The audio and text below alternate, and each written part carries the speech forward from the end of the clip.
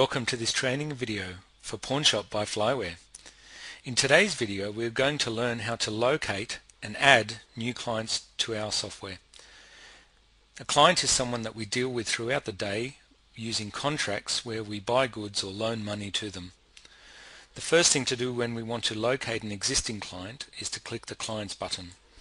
And after we do that, we type in the first name of the client.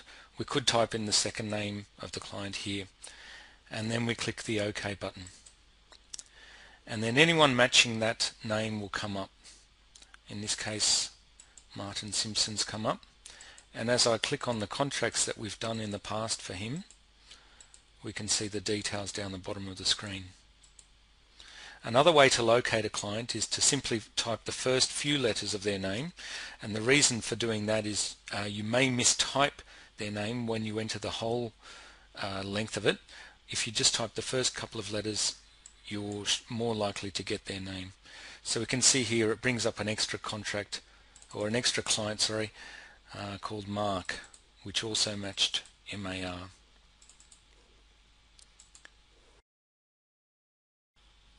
Now we're going to try adding someone new to our database, and the way we do that is again click the Clients button and type the name of the client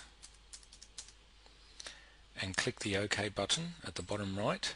We get a message saying that there's no client matching that name. Would we like to add a new client? And we say yes.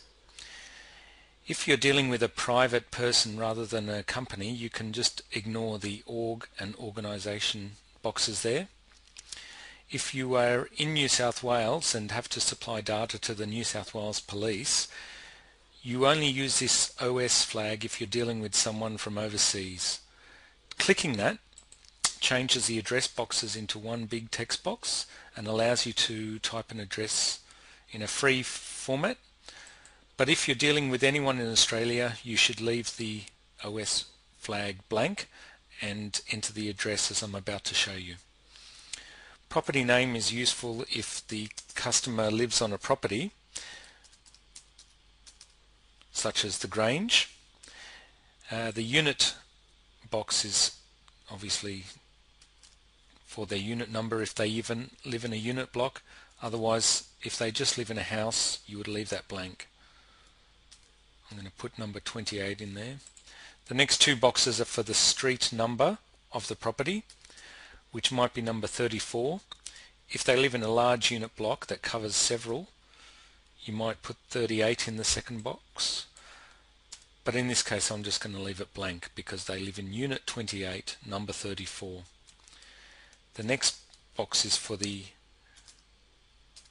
street name, and that's the street name without the type. The type is in this drop down box here. We can just type in place, or we can choose it from the list. As you type the suburb name, you'll see this list box appears with the postcode and state. So once you've seen the postcode suburb that you want, you can just press select or double click it from the list, and the state and postcode will be copied to the main screen. You can leave the phone number blank if you like, but if you're going to use this program to contact your customers, you can put it in there if you want. The date of birth is mandatory for New South Wales customers, so we'll put in his date of birth.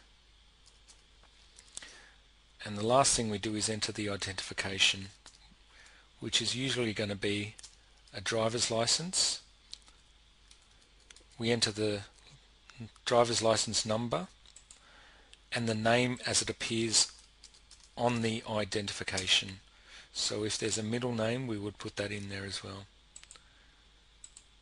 We tick these boxes to indicate that an ID has the address, signature, photo and date of birth on it. We click Save and Close, and we've now added a new client to our database. We can test this by clicking the Clients button again, typing MAR and clicking the OK, and now we've got 3 clients in there where we only had 2 before. I hope you found this video helpful. I'll see you next time.